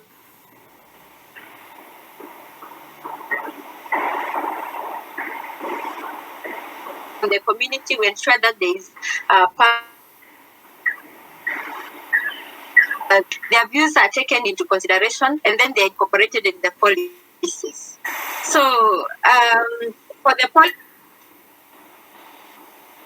makers, they need to help us in closing that gap for addressing the environmental issues which the gender issues cross-cutting there. Yeah, thank you. So thank you very much, Christine. I think if you highlighted the gaps, which I think are the challenges, I think we should now use these challenges in coming up with opportunities where we can now include men, or rather the genders, and cascade it down further to break the roles further for men and women in those various environmental resources.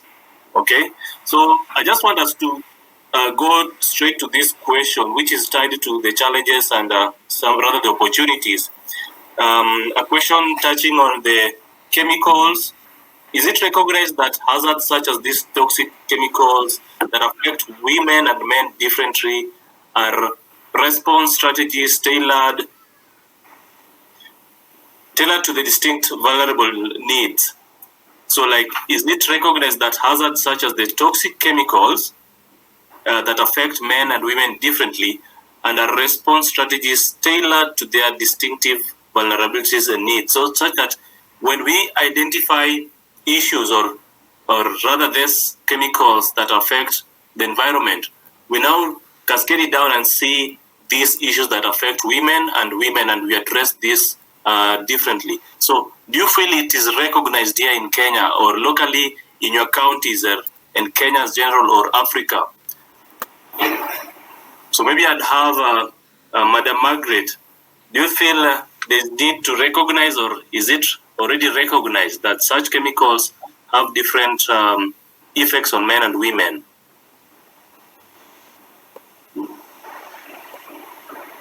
I think the chemicals have both effect to women and yes. Yes, I can hear you. Please go on. I give an example of mining in Migori. So, yes.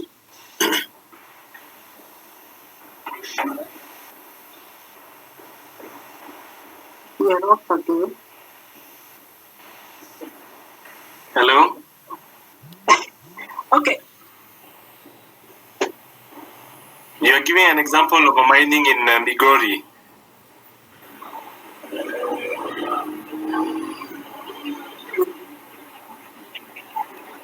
I am the one who's giving the example of mining in Migori.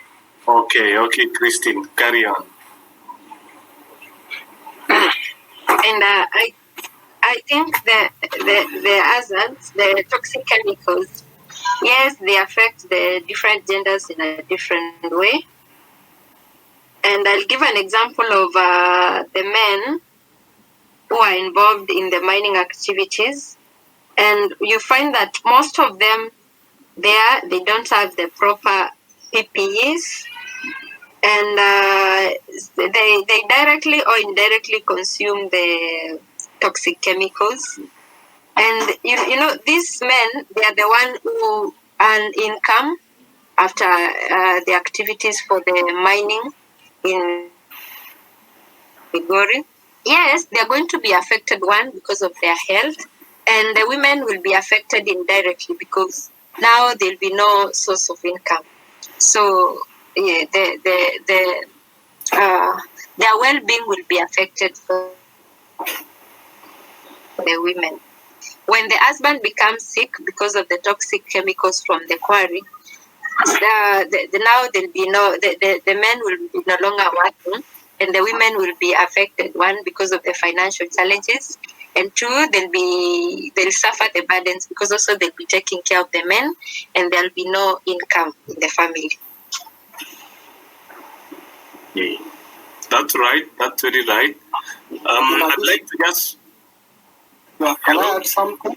Yes, please go on before we. So, in addition to the use of these toxic chemicals, and I will be more specific to the one you had indicated on the one used by most women, like the mascara. Mascara is used as lipstick. I know that is lipstick or it is I don't know, whatever, but it has high levels of mercury, and this mercury finds its way into the endocrine system of the women. And you realize that women are more vulnerable when it comes to exposure to toxic chemicals because they have high fat content physiologically. So you find that when these toxic accumulate into the endocrine system, they will lead to women getting issues to do with breast cancer, and some of the chemicals, some of the toxic chemicals will bioaccumulate and lead to even birth defects or lead to infertility problems. So you'll find that women will give children who will reach puberty at an early stage of 8 years. Then we'll have even women getting menopause at early 25 up to 30 years. But then at the end of the day, if a woman becomes infertile, then there cannot be a continued generation. And at the end of the day, you will find men being exposed because they want children and their wives cannot give birth. They'll be now forced by the society to even marry, to add another wife so that they can get children.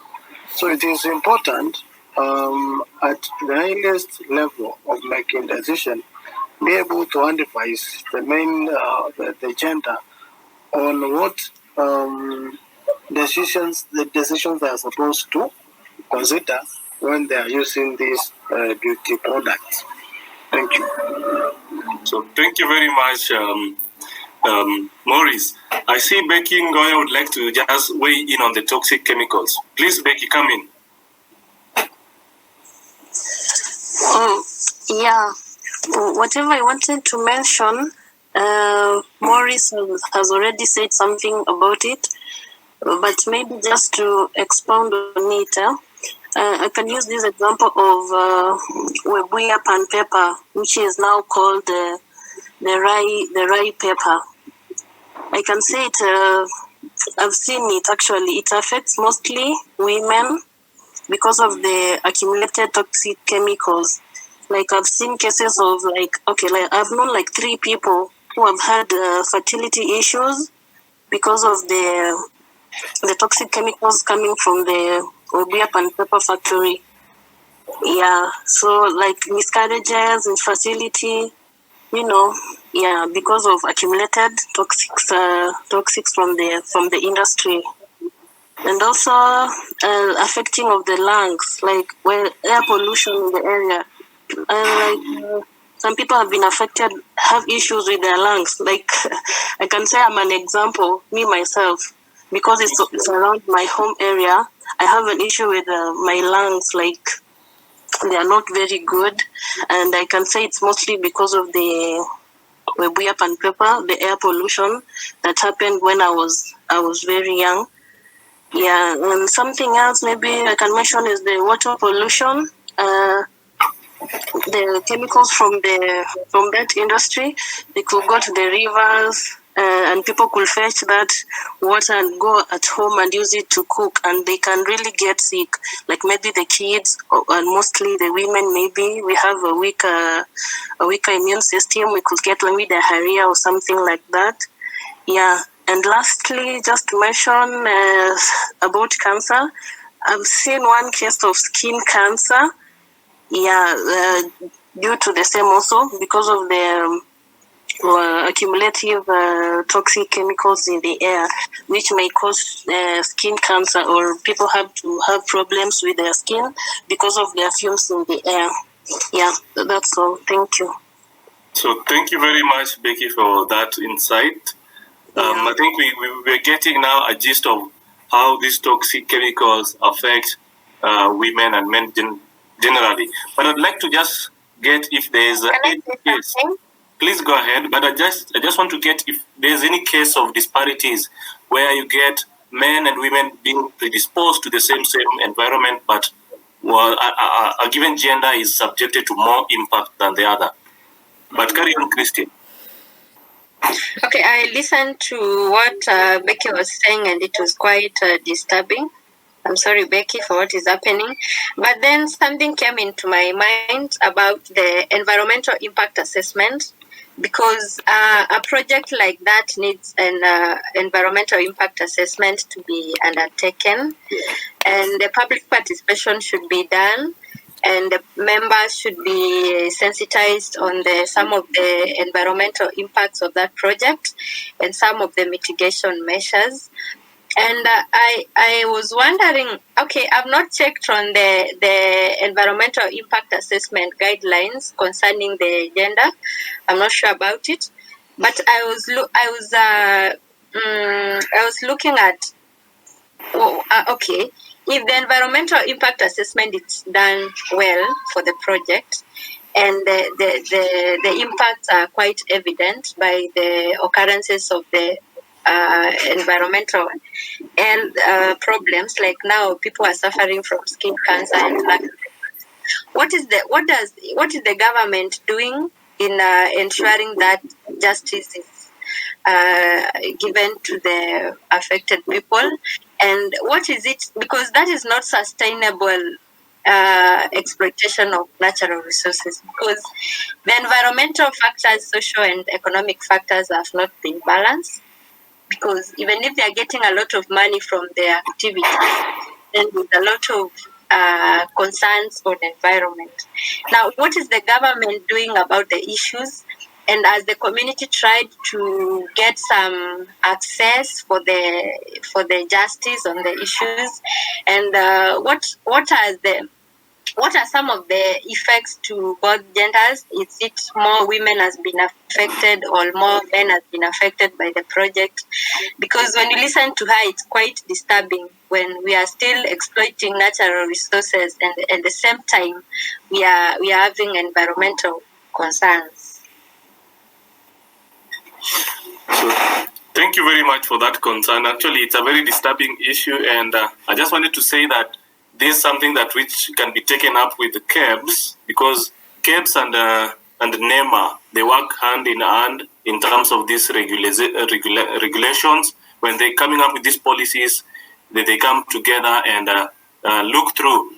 And majorly they work through this using the participatory approach. I don't know how many, in terms of numbers, the ratio between men and women, which gender turns up for this participatory planning more than the other, but then you see that really affects the aftermath of a project. You may have many men in the participatory planning or many women, then it will now be based on a biased basis where maybe men would be favored, or rather many women would be favored based on the outcome of that meeting. But just to carry on, I see Mrs. Margaret had something to say about the toxic chemicals. Please go ahead, Mrs. Margaret. I just wanted to mention that both women and men, especially those that are working in the industrial plants, I think they are really facing environmental pollution in those establishments, and some of them are really highly, actually they don't get the adequate PPEs, and when they get home, some of them, they are going with maybe chemicals on their, because they were not given adequate PPEs. So when they go home, they pass it on to their families. So it is both women and men that are affected. I was just trying to clarify on when you're asking whether it is affecting both women and men. Again, at some point there is a discrepancy on who is in charge of occupational health and safety on environmental issues in these industries, because it is not really well clear, because like when you'll find that the occupational health and safety are not they are not well established, as in they are not in every county, and they cannot really maybe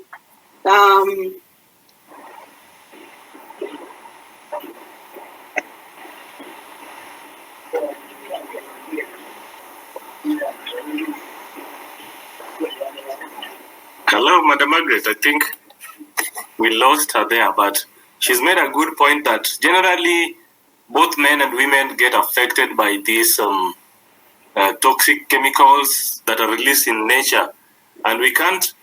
That's subject to research. Actually, we can't deduce that, but we can just have a study and report on this. We can now check in a given stretch of a river stream how many people are using this, and we get samples of men and women, and we see for a period of time how many of them are affected and to what degrees are these implications.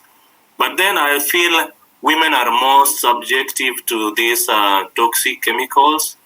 Much more, Mr. Morris talked of this endocrine system, okay? But we also have other areas where women are more subjected to infections as opposed to men. That's why we have many men carrying out salt mining in the mines than women, because of the extremities of such chemicals. Okay, we do realize that these chemicals or hazardous toxic waste, I feel that they are not yet recognized as it should be for both genders, and there seems to be a gap. Christine has asked a question, is if NEMA considers gender, but I was an intern there back in 2015. I never read anything touching on gender in any of those regulations there.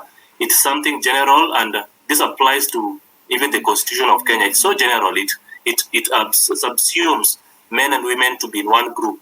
But generally, practically, all these implementations, all these activities affect men and women in different ways. Okay? Maybe if we need to maybe add something on the toxic. Anyone who wants to add something on the toxic before we continue?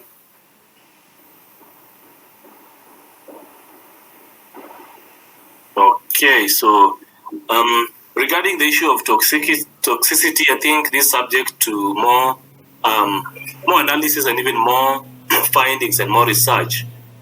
I've seen, Christine, you've asked, polluted rivers affect women more than men. Is this true from the male participants? Do you think this is polluted rivers affect women more than us? This is very true. Because you realize that I want to say that I think most women provide cheap labor, especially in farms, especially in mining areas, and that is why they end up being exposed. I don't know how my claim that women provide cheap labor is true. But I have a feeling that I've seen many people trying to employ more women because they will not ask for much because what they want is just something to supplement their daily income or daily requirements. Thank you. Okay. So based on this issue that pollution or environmental degradation affects women more than men, yeah, I feel like everybody generally agrees to this. This question goes back to us again. Do you feel we should have some gender rationing in terms of these management positions? Talk of Varma, talk of these big institutions that deal with the management of resources. Do you feel that we should ascribe a certain gender? But then I'd go back to Jesus where you say that we should not only pick people of a given gender, but also look at their skills and their knowledge and their capabilities in those positions. Just going to carry forward again. We just want to look at what are some of the strategies. What do you think are the strategies to be employed to ensure gender mainstreaming in this environmental management? What do you think are some of these strategies that we can use, even as we have identified some of these challenges and gaps? So I'd maybe quickly ask Madam Margaret if you have any, but I just have to ask our panelists, what do you think are some of these strategies that we can use so that we have, say, a balanced decision making, or rather we fit these gaps that are, we realize there's some gender gap there?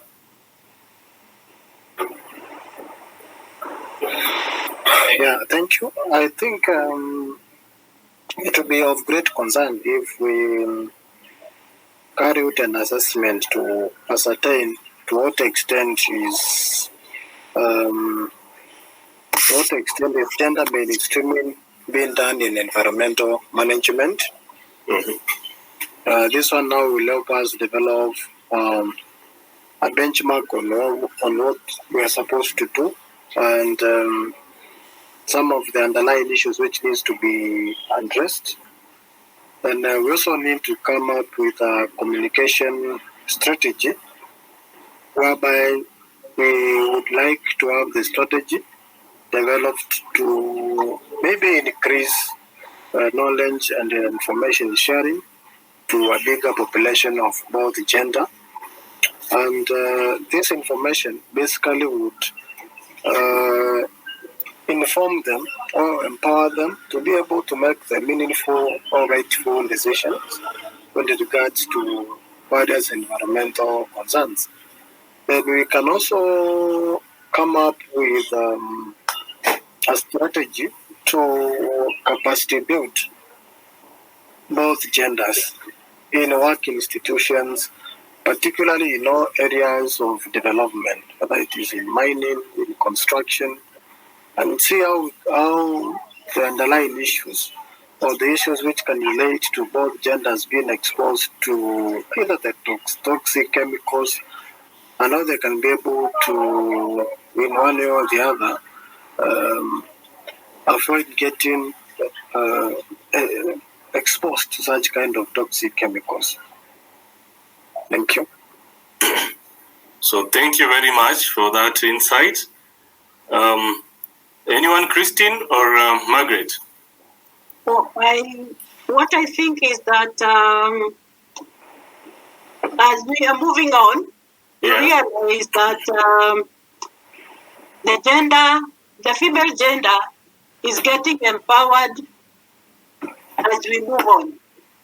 So it's my suggestion that when we are drawing strategies, we start early, and it should be all inclusive from at an early age, so that when the male and the female or all gender are all included in looking at all the issues of environment. So I think it should start early rather than coming into capacity build those that are already marginalized or are not already not are not are already not at par. Okay. Yes. So that is talking about capacity building at a very tender age. Yes. Okay. And what do you think about the strategies, Christine?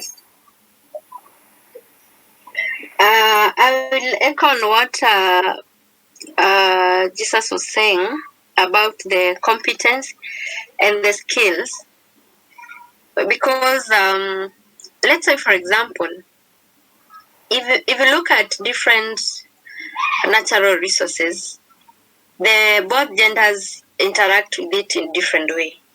And I'll give an example of the gender at the coast. So you will find that at coast there is water, there is fishing activities, there is tourism activities, there are different activities like you cannot compare what is happening at coast with what is happening at northeastern, what is happening at central, what is happening in eastern Kenya, and what is happening in Nairobi County. So the different genders, they have different needs, and they get different goods and services from those natural resources. So what I'm trying to say that the different, apart from the general environmental laws, for example, the EMCA, if you look at the specific laws which govern those natural resources, they are going to incorporate different genders in different ways. And that's why I was saying that if the specific, the environmental laws can incorporate gender in different ways.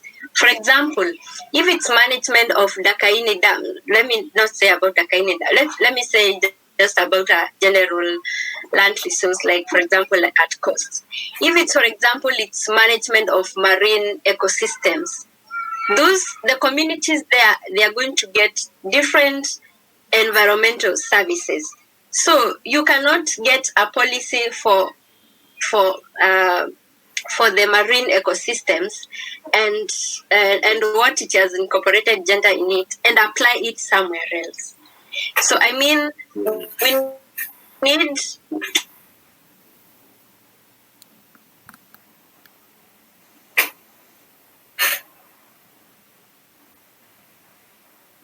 skills and competencies, even including, I don't want to call it passion, but what has that person done, for example, in management of that marine ecosystem? What is what has that, maybe it's a women group or it's a community-based organization. What are they been doing to that ecosystem? Have they been conserving? Because, if that person is going to be one of the board members of that marine ecosystem, for sure, they are not going to destroy what they've built for years.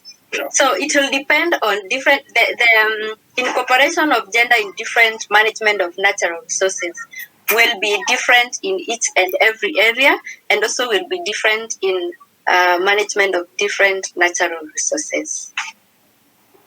Okay. So thank you very much. I think we've gotten the idea of some of the strategies that we need to employ.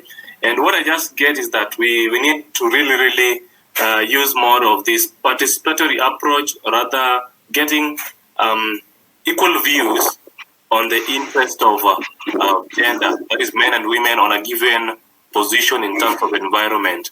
Talk of environmental conflicts, talk of environmental degradation, talk of environmental resource utilization. I think we should, the key message that is being propagated is that not only should we have those who are competent, but skill-wise, we should also get those who are skilled. But then we should also take care of the gender needs. That is, what do the women need in terms of now utilization of the resource or the management? And also, what do the men feel about it. So that is what the general feel about this. And I just want us to go through to not the last question, but one of the last questions here. How can gender mainstreaming in the environmental and the energy initiative? Okay, so how can gender, and we've looked through the gaps and the opportunities, but here's a case where I just want us to brainstorm on how gender can improve on the environmental and the energy initiative. We feel there are some areas where women will take a key lead, or women should take lead on, and there are also areas where we feel men are better suited to take lead on. If this is the case, what are these areas and how can they improve on the environment?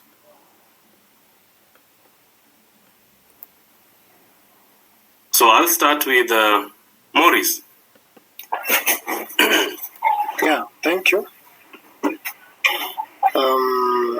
This is one of the most interesting areas whereby if something is done on it, then we can realize environmental sustainability. So if we do empower the gender at the various decision-making levels, they can be able to come up with sustainable use of the resources, environmental resources. And the one way through which we can be able to achieve this is by ensuring that we support both gender in different ventures. For example, when we talk about usability, we can have women being supported in adapting to using different energy models by either one, when it comes to choice of fuel, women can be empowered to access low cost maybe gas cookers. Women can be, or the gender can be allowed to access or even make their own biogas at the lowest level. And then the challenge in accessing that, if it is a policy which is not in existence, now the government can chip in and come up with a policy whereby this policy will give directions on how the energy can be tapped, because you realize that men and women may be in a position to come up with they might be in a position to generate their own energies. Maybe they are developing biogas production, but now at the point of use, they'll be told that the biogas which you have developed is full of impurities. So because they do not have a way of sorting out the impurities, they are told to close shop because it cannot be opened for other people to use it. So that is one of the ways through which the government can come up with policy which supports both gender in the utilization of the energy resources. Then at the point of when you empower women, because we realize that in the societies, at the end of the day, they are the ones who are involved in utilization of energy resources. If you empower them, you give them options that this product will be able to generate more energy to you and leave you with less, leave your environment less polluted. If you give them that kind of information, then they'll be able to make the right decisions. If you also empower men to have the right information, that if you use this product, it will give you good energy results, and it will also not affect your family, including your wife. Now that particular man will be able to make the right decision. rather than leaving the woman at the expense of making any decision. Maybe going to for firewood, and at the end of the day, she will spend more hours in the kitchen exposing herself to air pollution. So we can be able to come up with a policy guideline which will be able to guide on the usability of various energy resources. Thank you.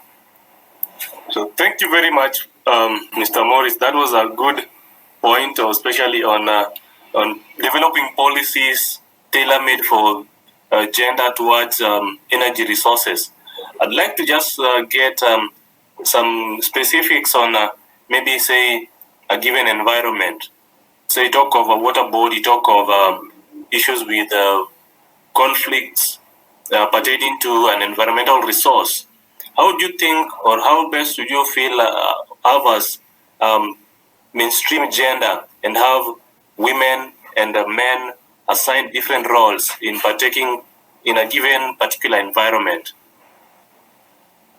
Madam Margaret, what do you think about this? About just assigning different gender roles to a given position or a rather given environmental management or resource?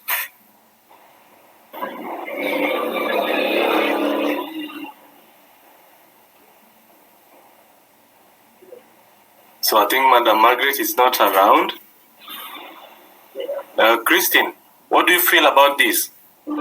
About assigning different roles to different genders in a given environmental sector? Yeah, that's what I was talking about, having specific policies for a specific natural resource and clearly defining the roles of each gender and what is and giving provisions for to be implemented for each gender. I wanted to talk about something before I leave because I have some other engagements. Okay. I wanted to talk about the for example, use of both genders in solving some of the environmental solutions. And I'll give an example of in the cases whereby we are promoting green and circular economy. So in the implementation of the 3 R's, you'll find that the women and men can play different roles. For example, separation of waste from the source. Most of the women, we find that most of the time they are the one who are dealing with the bins in the house, the cleaning of the house. So if we involve women more in making sure that they're responsible in and the rest is separated at source, such that we have the recyclables, the food, and the others, and we are going to achieve more. The women here, they are going to help us in separation of waste at the source.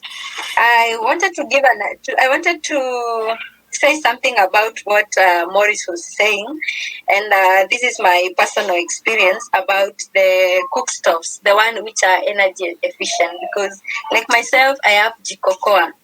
And I happened to buy it because I was in one of the trainings, which I was invited by a colleague who is also a fellow lady. So what happened there, it was about empowerment. Actually, I did not know it was about the cook stores. So it was more of women empowerment, what. Then now they introduced that thing of Jikwa thing. And I thought, okay, I liked their marketing skills because yes, they are promoting energy efficient means of using energy, but the way they were advertising it, they were trying to encourage women to buy it. Because like myself, I bought it because, okay, yes, I wanted it, but there was apron, a very nice apron when I'm cooking on it. There was also a very nice t-shirt with a very nice message, with a modern woman, I don't know, Nairobi what. It was so nice. So if the what Morris was saying about the developing policies which encourage people to use less energy efficient. I mean, to use more of energy efficient methods. It's a good thing because, like myself, I was not going there first because of the Jikokoa, but I found myself after the empowerment and everything. I found myself buying the Jikokoa. Now I know I'm using less charcoal, which has a positive impact to the environment. Yeah, so yeah, about the developing policies for the energy is good, and also about the waste management. You love in the waste management. You love the different roles for the male and female will come out very clearly because, like for example, I'll give an example of a private service provider. Let's say the driver can be a man or a woman. The loaders who are doing the loading to the truck, they can be men. But for the people who are doing the segregation of the recyclables and others, in most of the cases in waste management, you'll find most of the people who do segregation of the recyclables, they are women. But again, a challenge comes here. I know some people in Githurai, they are doing it very well. The ladies are doing it very well. But who gets the income? The men. So, So it's a challenge. yes. It's a challenge. But thank you very much. I think that adds so much weight on how we can even improve our environmental sector using the gender mainstreaming. I get that a lot of discussion that what we've had here is touches more on now policy. There's need so much to improve on the policy such that they also incorporate gender specifics, especially for men and women and the needs. We need to assign roles, especially in terms of environmental management, based on the gender. But before we wrap our session up, I just want us to have maybe each and every one of us maybe conclude with a statement on our discussion today. Our discussion today was on gender mainstreaming in environmental management. But before we end, I'd just like to have our panelists, starting with Madam Margaret, then we'll go to Maurice. Christine, before you leave, please bear with us. Then any of our participants can also give a word in conclusion. So to start with, Mrs. Margaret, are you with us? Or if she's not there, we can have Christine to start as she prepares to leave or prepares to the other meeting. Let me start by thanking all of you. It was quite a meaningful discussion. I've learned a lot from you, and I'm looking forward for more discussions concerning the same. Gender mainstreaming issue is a very interesting thing. It's an emerging issue because it's affecting us. The environmental problems are affecting us in a different way. And of course, we cannot achieve the sustainable development goals without considering the issues affecting both genders. So thank you so much. I'm looking forward for more discussions. It was good meeting all of you. So even myself, when I have such like discussions, I'll be engaging with you. Yeah, so that we achieve something meaningful. Thank you. Thank you, Christine. Let's have Mr. Morris. Yeah, thank you so much, Victor and Susan, for organizing this. I really feel honored to be part of this meeting. I want to say that it has been a good interaction. We have really learned a lot. And before I proceed to leave my final statement, I want to lay apologies of my colleague, Mr. Lawrence Mangi. He is not feeling well. He went to get some medical attention in the course of the afternoon today. But he promised me that in the next meeting, he's going to be with us. So we wish him well. And I want to say that women and men are powerful process of systemic change. While once empowered, we can be able to make sustainable decisions which will positively impact on the environment and ensure that the environment we live will be better for the future generation. Thank you so much, and God bless you. Thank you, Maurice. Thank you, Maurice. Let's have Mrs. Margaret now.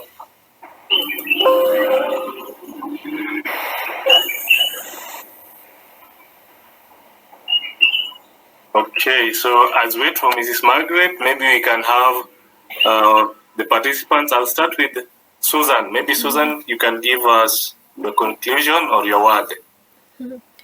Thank you so much, Victor. This has been very, very insightful, considering that I introduced myself as a gender advocate, but it is so informative to realize that people just talk about, oh, maybe gender-based violence, we are not represented in politics and everything like that, but we actually don't realize that there are so many other things out here that relate to gender. Look at the environment. We have seen how much information we are missing out, but yet we focus on one particular thing. And on the issue, I would just weigh also on the issue of capacity building. We need to sensitize more. Like Jesus said, when women get into those decision-making position, and then what? Like, okay, we've put you there, like women representative, you're there. Okay, woman, you're there, and then what? Okay, so capacity building is key. So when they're sensitized and they know what is expected of them, so when they go there, they are able to execute their work. But again, thank you so much. This was amazing. Thank you, Susan. I'll go to one of the participants. Let's have Becky. Becky, if you're with us. Yeah, I'm here. Well, I must say it has been a good talk, and I enjoyed it, and I've learned a lot today. Yeah, that's all I can say. Thank you. Thank you. Let me not leave other participants. We have, I see Beryl Cherono. I see Dorcas. Please go ahead, Beryl.